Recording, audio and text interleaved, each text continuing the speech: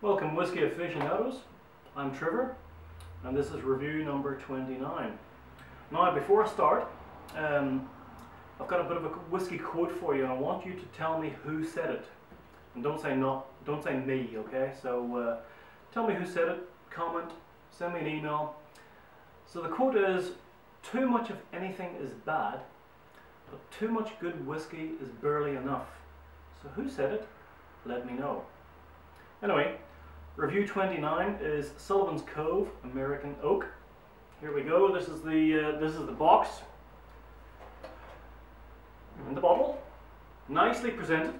And this is from Tasmania, Australia. So Tasmania, it's the very bottom, if you like. If you look at Australia, it's the very bottom of Australia and west of New Zealand. So bottom of Melbourne, west of New Zealand.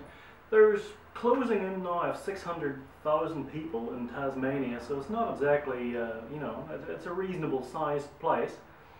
And what makes this quite special is that they collect the rainwater from the rainforest, the water from the rainforest, to make the whiskey.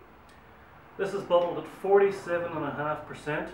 It's a bit of a hidden gem, really. It's an international whiskey, but it really is very special. It's bloody expensive, but in fact, I don't believe you can actually purchase this in New Zealand. I had to have it brought in from Australia. The very kind help of Nico Devlin from the Australian Whisky Society. Look them up on Facebook because you can join in the conversation, you get some good crack. So Nico, thank you very much for this. He also supplied me with a few extra samples, which is always very good for me, especially as I'm doing some reviews. Yeah, so 47.5%. Let's see what it's like. I've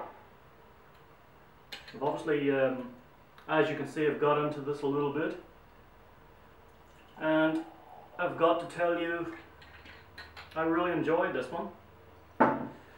On the side of the bottle, we've got barrel number HH00096, bottle number 126 of 154. So it tells you exactly when it was bottled, the number, everything about it. You know, it's really presented very nice. Screw top, not a cork. Hey, who worries? There's no chill filtration. There's no colouring. It's really as it is. Okay, so this is au naturel. The colour, well, if we look at that, it's a fairly standard sort of colour. You know, pale straw, whatever we have. It's you know, fairly standard as what you would expect. But it's good to know, and I really wish that other distilleries and other brands would clarify whether they're using, you know, colouring. Whether it's non-chill filtered or whatever. It just makes it a lot easier. I like the natural sort of product. On the nose, on this one,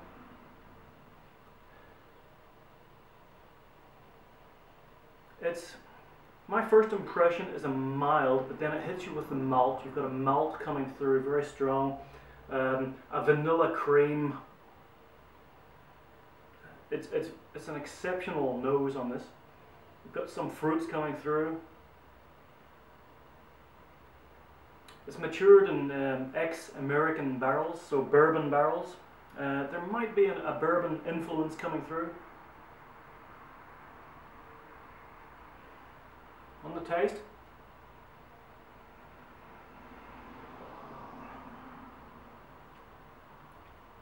the first impression, there's a spice, a light spice. I don't know what it is. It might be clove, might be chili, but there's a light spice. It's sweet.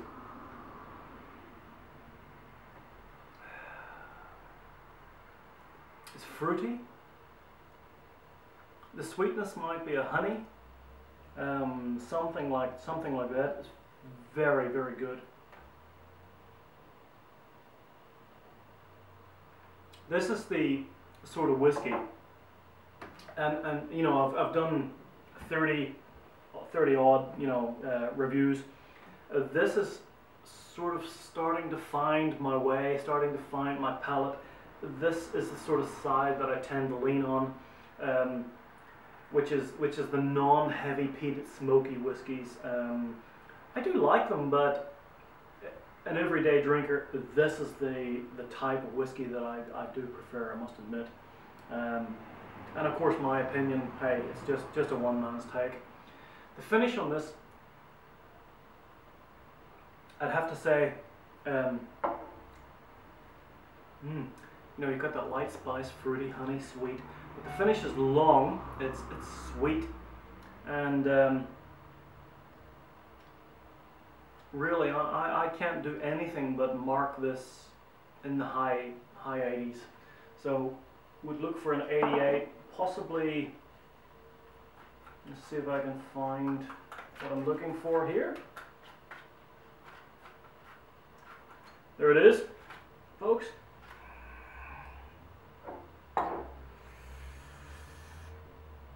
89 out of 100. That has to be up there with the best of them so far that I've reviewed. 89 is probably the most I've given. Not sure even if I give the original Glenmorangie 89. I think it might have been an 88. I can't remember now. Anyway, next review is going to be number 30, which is a mini malt milestone. We're going to go back and we're going to look at Glenfarclas 10-year-old Highland single malt. So I'm looking forward to that. In the meantime, I'm going to enjoy the rest of this Sullivans Cove. Try and get some. If you can't get some, email me. We'll try and arrange something. We'll try and get you some because you're missing out. This is absolutely superb. Really is. Be safe, drink safe, and quality over quantity every time.